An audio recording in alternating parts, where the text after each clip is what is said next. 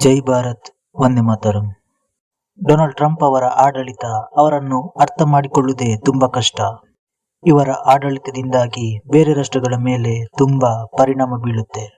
ಅಮೆರಿಕಗೆ ಹೆಚ್ಚಾಗಿ ಹೋಗುತ್ತಿದ್ದದೇ ಭಾರತೀಯರು. ಮೊನ್ನೆ ಒಂದು ಡೊನಾಲ್ಡ್ ಟ್ರಂಪ್ ಅವರು ಮಾತು ಹೇಳುತ್ತಾರೆ, ಅಮೆರಿಕದೊಳಗಿರುವ ಅಕ್ರಮ ನುಸುಳುಕೋರರನ್ನು ನಾವು ಹೊರದಬ್ಬುತ್ತೇವೆ ಅಂತ. ಪ್ರಪಂಚದ ಬೇರೆ ಬೇರೆ ರಾಷ್ಟ್ರಗಳಿಂದಲೂ ಅಮೆರಿಕದಲ್ಲಿ ಬಂದು ನೆಲೆಸಿದ್ದಾರೆ. ಇದರಲ್ಲಿ ಭಾರತದ ನಾಗರಿಕರು ಕೂಡ ಹೊರತಾಗಿಲ್ಲ.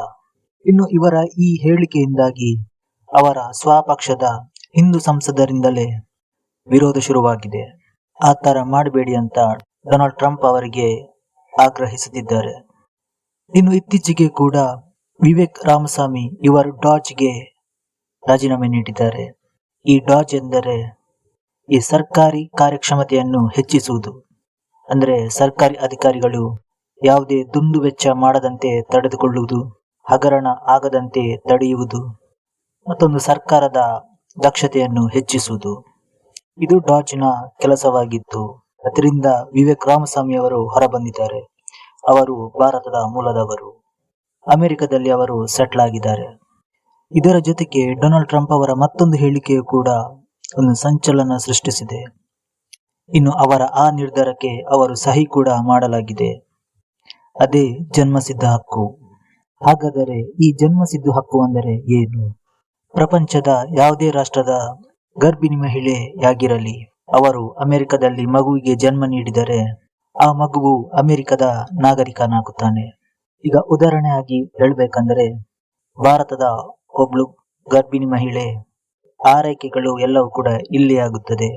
ಆದ್ರೆ ಅವರು ಡೆಲಿವರಿ ಮಾತ್ರ ಅಮೆರಿಕದಲ್ಲಿ ಮಾಡ್ತಾರೆ. ಇಂತಹ ಸಂದರ್ಭದಲ್ಲಿ ಅಮೆರಿಕದ ಕಾನೂನು ಏನು ಹೇಳ್ತಿತ್ತು ಅಂದರೆ, ಅಮೆರಿಕದಲ್ಲಿ ಹುಟ್ಟಿದಂತಹ ಮಗು ಅಮೆರಿಕದ ನಾಗರಿಕನಾಗುತ್ತಾನೆ.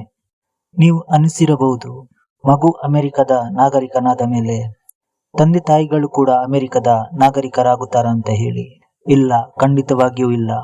ಆ ತಂದೆ ತಾಯಿಯನ್ನು ಈ ನಾಗರಿಕನ ಹೆತ್ತವರು ಅಂತ ಪರಿಗಣಿಸಲಾಗುತ್ತದೆ. ಇಂತಹ ಒಂದು ಅಮೆರಿಕದ ಕಾನೂನಿಗೆ ಡೊನಾಲ್ಡ್ ಟ್ರಂಪ್ ಅವರು ಬ್ರೇಕ್ ಹಾಕಿದ್ದಾರೆ. ಇನ್ನು ಡೊನಾಲ್ಡ್ ಟ್ರಂಪ್ ಅವರ ಈ ನಡೆಗೂ ಕೂಡ ಕೆಲವು ಸಂಸದರು ವಿರೋಧ ವ್ಯಕ್ತಪಡಿಸಿದ್ದಾರೆ. ಇನ್ನು ಅಮೆರಿಕದಲ್ಲಿ 18,000 ನುಸುಳುಕೋರರು ಭಾರತದವರಂತ ಒಂದು ಅಂಕಿಅಂಶ ಕೂಡ ಇದೆ. ಅಕಸ್ಮಾತ್ ಅವರನ್ನು ಭಾರತಕ್ಕೆ ಕಳಿಸಿದರೆ ಏನಾಗಬಹುದು? ಮೊದಲನೇದಾಗಿ ಈ ಕೇಂದ್ರ ಸರ್ಕಾರದ ಮೇಲೆ ಒತ್ತಡ ಬೀಳುತ್ತೆ. ಅಮೆರಿಕದ ಅಧ್ಯಕ್ಷ ಡೊನಾಲ್ಡ್ ಟ್ರಂಪ್ ಅವರು ಮೋದಿಯವರ ಮಿತ್ರನು ಕೂಡ ಹೌದು. ಹಾಗಂತ ಅವರು ರಾಷ್ಟ್ರದ ಅಧ್ಯಕ್ಷರಾಗಿದ್ದಾರೆ. ಅವರು ತೆಗೆದುಕೊಳ್ಳುವಂತಹ ನಿರ್ಧಾರಗಳಲ್ಲಿ ನಾವು ಮಧ್ಯಪ್ರವೇಶಿಸುವ ಹಾಗೆ ಇಲ್ಲ. ಒಂದು ಈ ವಿಚಾರದ ಬಗ್ಗೆ ಮಾತುಕತೆ ನಡೆಯಬಹುದು. ಇನ್ನು ಎರಡನೇದು, ಅಮೆರಿಕ ವೀಸಾದ ಬಗ್ಗೆ ಇನ್ನಷ್ಟು ಕಠಿಣ ನಿಯಮಗಳನ್ನು ತರಬಹುದು. ಇನ್ನೊಂದು ವಿಚಾರ ಏನಂದ್ರೆ, ಈ 18,000 ನಾಗರಿಕರ ಮೇಲೆ ಒಂದು ಉದ್ಯೋಗದ ಒತ್ತಡ ಬೀಳುತ್ತೆ. ಇಷ್ಟು ಸಮಯದವರೆಗೆ ಅಮೆರಿಕದಲ್ಲಿ ಏನೋ ಒಂದು ಕೆಲಸ ಮಾಡುತ್ತಿದ್ರು. ಅಲ್ಲಿಂದ ಅವರನ್ನು ಹೊರಹಾಕಿದ ತಕ್ಷಣ ಅವರಿಗೆ ಬೇರೆ ಕೆಲಸ ಹುಡುಕಬೇಕಾಗುತ್ತೆ. ಇವರ ಆಸ್ತಿ ಪಾಸ್ತಿ ಮೇಲೂ ಕೂಡ ಪರಿಣಾಮ ಬೀಳುವ ಸಾಧ್ಯತೆಯೂ ಇದೆ.